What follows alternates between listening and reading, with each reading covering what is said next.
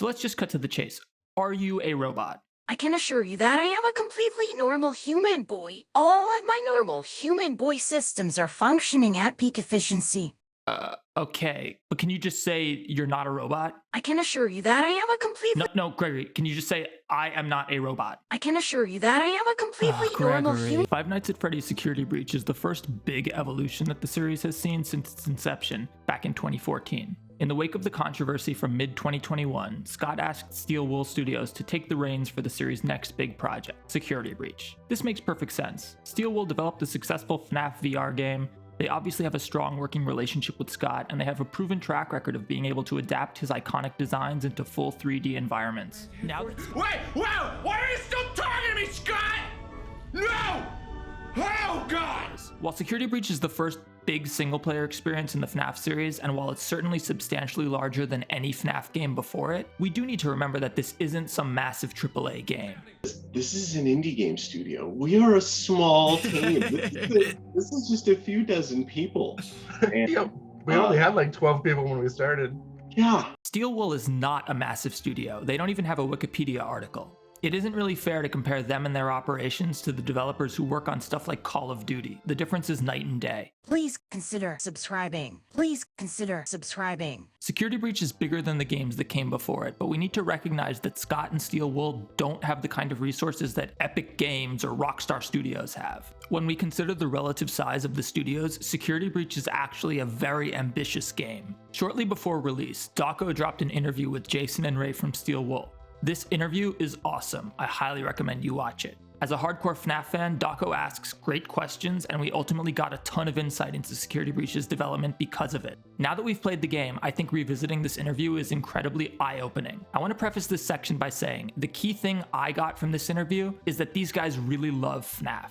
Jason and Ray come across as proper FNAF nerds. To me, they seem like exactly the kind of people who I want working on the franchise. I mean, listen to Ray. Built. That is a challenge. He speaks quite well, but his responses are full of ums and stuff. I think that's a good thing. It makes them come off as genuine people who really love the franchise, rather than ultra media trained zombies giving canned answers to everything. I get the impression that Steel Wool has tried their best to treat the series with reverence. They recognize how important it is to the fans. More than anything else, I think that should be the key takeaway from this interview. But that's also not really that interesting, so let's look at the question I've seen come up time and time again since release. Did Steel Wool Studios bite off more than they could chew? Was Security Breach the victim of scope creep? Add more stuff. The first really interesting bit is when Jason explains how they originally designed the Pizzaplex to be a 2-story building, only for their sets team to pump out a much larger area. And then we handed that off to our sets guys, and then they took what was a 2-story building and they made a 3-story building. And then we were like, we're gonna keep it. Some point to this statement as irrefutable evidence that scope creep was a problem since the early design stages of the game. I admit it's a little concerning, and the Pizzaplex we got in the game ultimately did have a lot of dead space. The recent popularity of the Security Breach multiplayer mods sort of backs this up. The Pizzaplex is huge and impressive, and it would actually be a lot of fun if there was something to do with all that big space. Anything is going to be more fun with your friends, but it says a lot that the Pizzaplex itself sort of feels like the best asset in the game. I agree it feels a little underutilized in Security Breach. However, there are a lot of alternate explanations here. It's entirely possible that the original layout just didn't translate perfectly into a 3-dimensional game environment. Sometimes when the artists go to build the designer's map, they run into spatial issues, consistency problems, lots of things. It's entirely conceivable that the map had to be expanded in order for it to work at all. Regardless, considering the map was made, it doesn't really make sense to throw away the extra floors. The work had already been done. Thus, I don't think this statement alone necessarily indicates scope creep. The Monty Golf minigame was a decently well-hidden secret. I know I didn't find it on my first playthrough. It's also really cool. It's a pretty straightforward putting game, but the courses are pretty impressive, with lots of callbacks to the earlier games in the franchise. Some have argued that Monty Golf was ultimately a waste of development time, and I do sort of understand where they're coming from. It's a minigame with 9 holes, yet we found a bunch of other unused holes in the game's data. They're totally playable.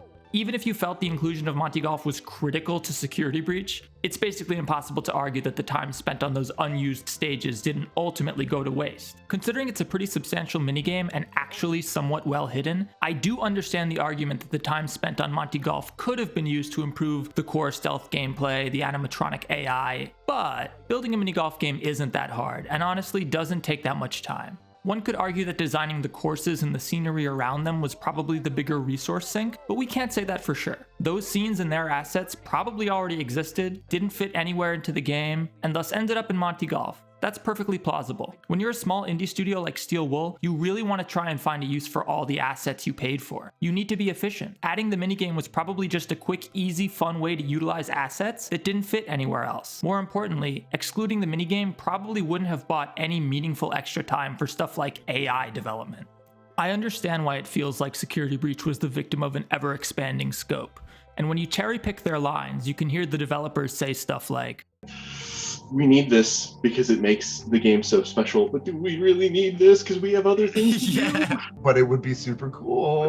I'm gonna go away and find time. I'm gonna go find a way to make this happen because this is too cool. Yeah, it's reasonable to question exactly what the priorities were for the game. However, I don't think it's really fair to put all of this on Steel Wool. They were given the difficult task of reinventing a beloved franchise, keeping longtime fans engaged, but at the same time bringing in newer fans of the series. With this goal in mind, I actually think the decisions Steel Wool and Scott made are pretty reasonable. The game is definitely new. It introduces new characters, it's a substantial tonal shift from earlier entries, the gameplay is completely different, but it still attempts to adapt the earlier FNAF gameplay into the new setting, and it does a decent job at it. It's full of references and callbacks to prior entries in the series, old characters, past events. Don't get me wrong, I had a lot of problems with Security Breach. The game is buggy, it's poorly compressed, the AI is laughable, and the Pizzaplex, while impressive, ultimately feels barren and underutilized. Also, I'm obviously sick of Purple Guy and the whole Afton storyline. I want FNAF to conclude that, but I've talked about that already. Still, I have to admit, it was fun and exciting to spot all those little Easter eggs and references to the earlier games. Security Breach needed to serve as a bridge between the older games and the newer ones, and it's difficult to please everyone. Lots of different people enjoy FNAF, and for lots of different reasons. It's intimidating and difficult to do something like fully rebooting the franchise. Had Scott and Steel Wool gone in that direction, they surely would have gotten lots of complaints from longtime fans who wanted to see their favorite characters return. If the game had been set in a completely separate continuity from the books, a lot of other fans would have been disappointed. They can't please everyone. I do think DAWKO's interview with Steel Wool proves that they did their best to try to include something for everybody in Security Breach. Whether that was the right decision or not is a much more complex question, but I do believe that they made a substantial effort to ensure that most FNAF fans would encounter cool stuff that they enjoyed while playing Security Breach. The FNAF community is huge, and there's lots of different people with lots of different opinions on the direction of the franchise. Nothing will please everyone. Did Steel Wool bite off more than they could chew with Security Breach? Yeah, it looks like they did. Somewhat, at least. Do I think Security Breach would be improved had it been a smaller, more focused game? Yeah, I do. Do I think the rich lore of the franchise is creatively constraining Scott and Steel Wool's ability to evolve FNAF into the best series it can be?